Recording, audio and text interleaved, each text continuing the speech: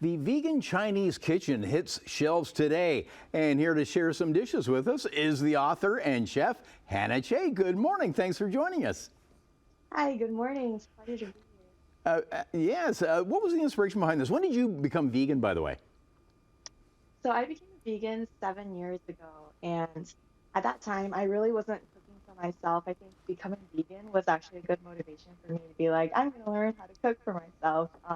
But then that gradually turned into a career where I went to China to study in culinary school because I was interested in recreating dishes that my parents had made. My parents are Chinese, and they immigrated about like 20, 30 years ago. But going to China, just learning about the rich culinary history of vegetarian and vegan cooking throughout the regions in China. It's such a vast cuisine. And I really just discovered the abundance of vegetable focused cooking and vegetable based dishes in the Chinese cuisine. And it also comes from like Buddhist roots. So they really emphasize like compassionate eating.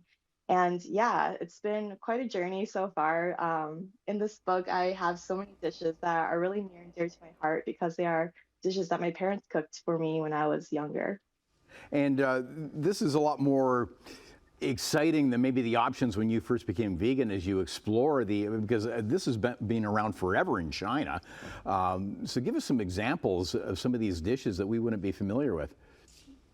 Yeah, so for example, one of my dishes here is actually a kung pao mushroom dish made out of king oyster mushrooms. But it's just one of the examples of the type of dishes you would find where they use not necessarily mock meats, although there is a big tradition of that in the temple cooking, Yeah. but it's more focused on just using like really simple fresh produce and using like all these delicious Chinese methods and like seasonings and spices and chilies to create dishes that you eat them and you really don't miss the meat at all. Like it's Right. not trying to be meat in a way, but it's just saying like, oh, mushrooms can be delicious as well. What are your And thoughts so on the can just yeah, what are your thoughts on the mock meat explosion?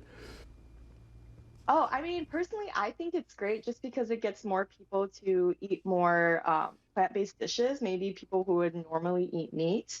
So yeah, I think it's great as well. And just like eating more vegetables is also like a good thing for everybody, no matter if you're like vegan or vegetarian or even just like you're an omnivore and you eat everything. So there's all kinds of categories here. So like there's temple cooking and there's palace cooking. What are the differences in the book? Yeah, so there are three main categories of vegetarian slash vegan cooking in China. You have the most traditional temple dishes, which were created by monks throughout the 3,000 year history, actually.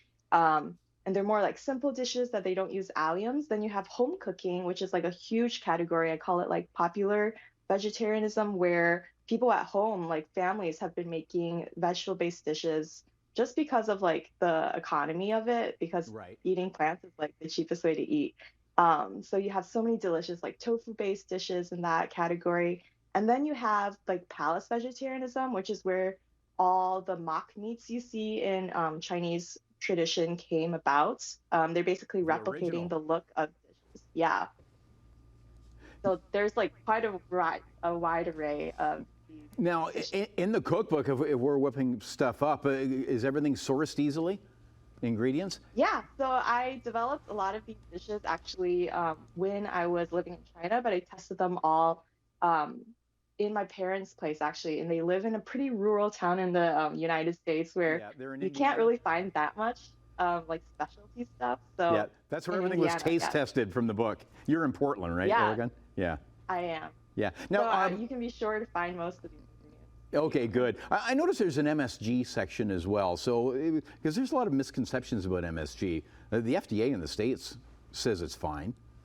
Yeah, definitely. So I really wanted to dispel the myth that MSG is harmful. I think it's like a flavor enhancer, like salts, like a seasoning you can basically use to just add a little umami to some dishes. So I did write a section in there dispelling that myth because it's been a while. It's been a long time. Like I think the first time people said like, "Oh, MSG is bad for you," was like 1960s, and it's Yeah. definitely been disproven since then. Yeah, but of course, misconceptions like that can certainly linger.